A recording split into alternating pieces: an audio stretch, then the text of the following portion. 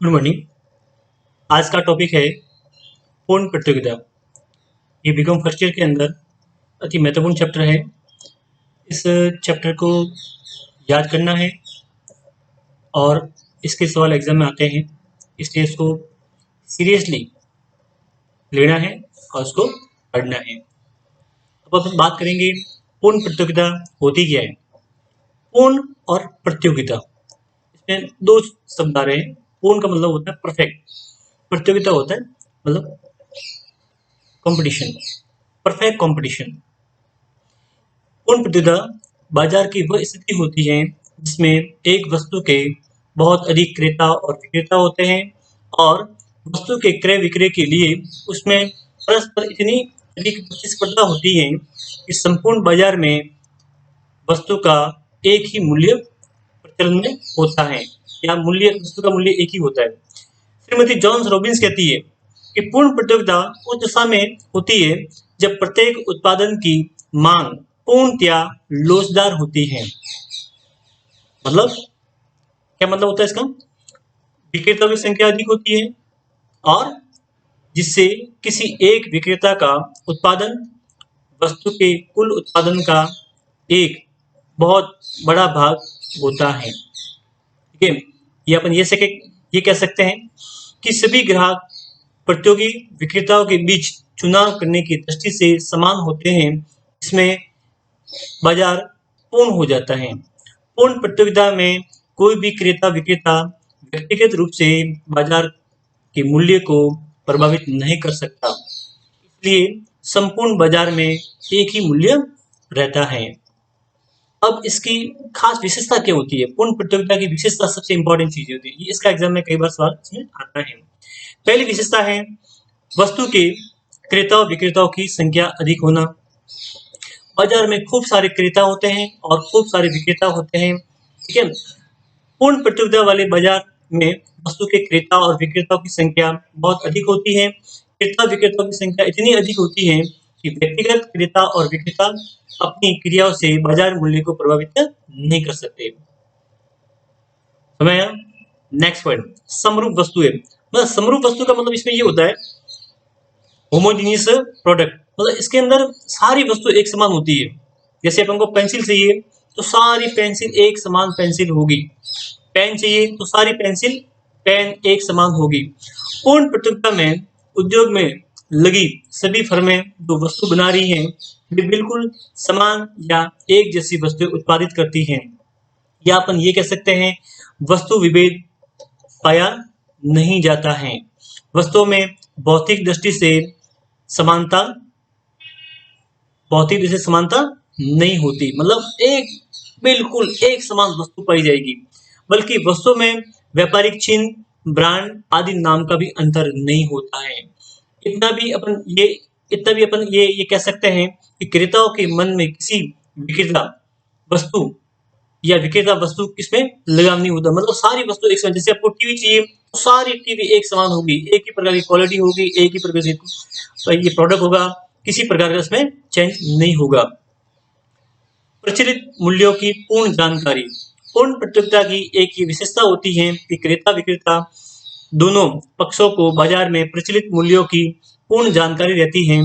जब सभी क्रेताओं को बाजार में प्रचलित मूल्य का ज्ञान होता है तो कोई भी विक्रेता बाजार में प्रचलित मूल्य से अधिक मूल्य वसूल नहीं कर सकता, और कोई विक्रेता अधिक मूल्य वसूल करने का प्रयत्न करता है तो उसे उस विक्रेता को छोड़कर अन्य विक्रेताओं से वस्तु क्रय कर लेते हैं। इसी तरह विक्रेता को प्रचलित मूल्य की जानकारी होने से वह उससे कम मूल्य पर वस्तु नहीं बेचता, क्योंकि वह प्रचलित मूल्य पर चाहे जितनी मात्रा में वस्तु बेच सकते हैं।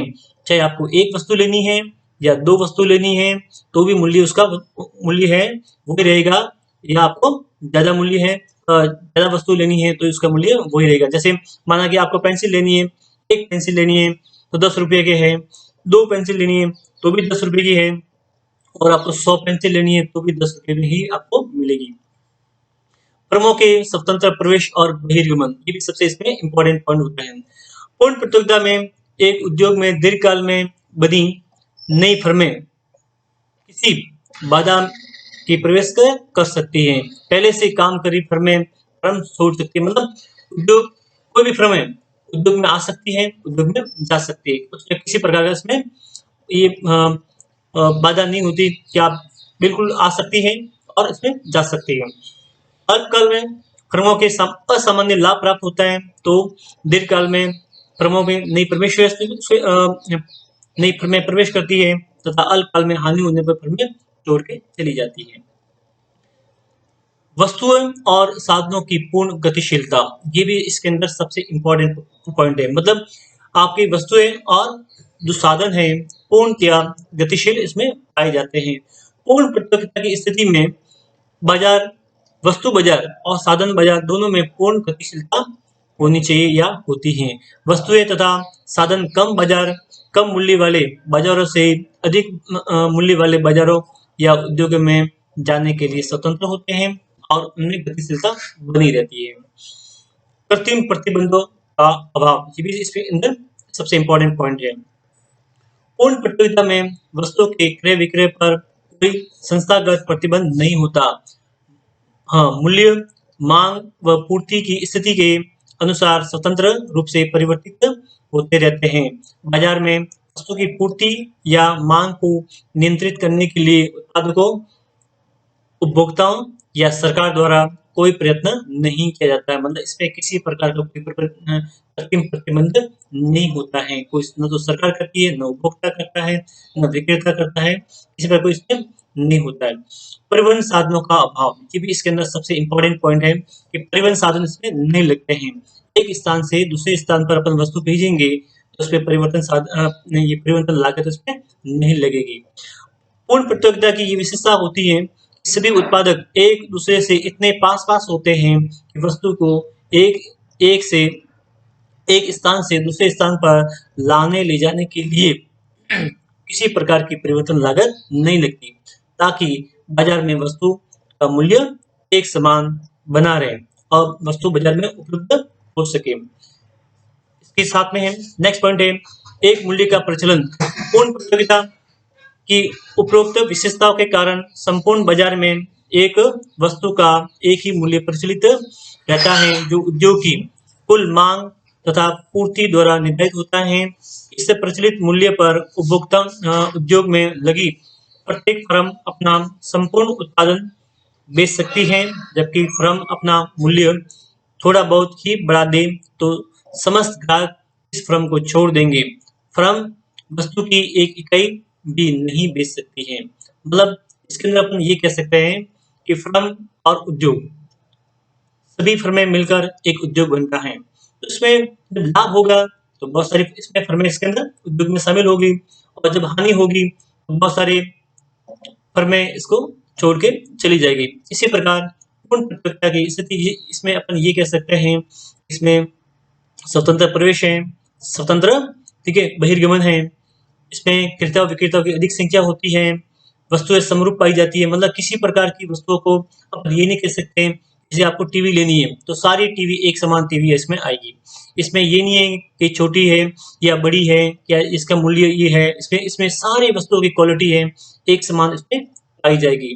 ठीक है, तो चाहे कोई भी इसमें अलग अलग इसमें नहीं आएगी। जैसे माना कि आपको बाजार में एक्स क्वालिटी की जो टीवी मिल रही है, आपको सभी एक्स क्वालिटी की ही टीवी इसमें आपको देखने को मिलेगी, दूसरी आपको प्रोडक्ट इसमें आपको नहीं मिलेगा। ये भी इसके अंदर अति महत्वपूर्ण इसमें पॉइंट है।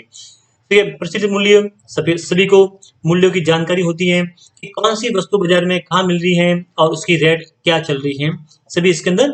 हाँ, कोई भी फर्म इसमें आ सकती है, कोई भी इसमें फर्म जा सकती है, जो मैंने आपको अभी बताया है। ठीक है, वस्तुओं और साधनों में पूर्ण गतिशीलता होती है, एक स्थान से दूसरे स्थान पर वस्तु को लाने के लिए प्रतिबंध उसमें नहीं होता है, किसी प्रकार की परिवर्तन लागत नहीं लगती है। तो ये सारे मैंने आपको इसमें पॉइंट जो बताए हैं, जो इसमें आपको समझ में नहीं आते हैं या नहीं आए हैं, तो आप मुझे वापस में पूछ सकते हो।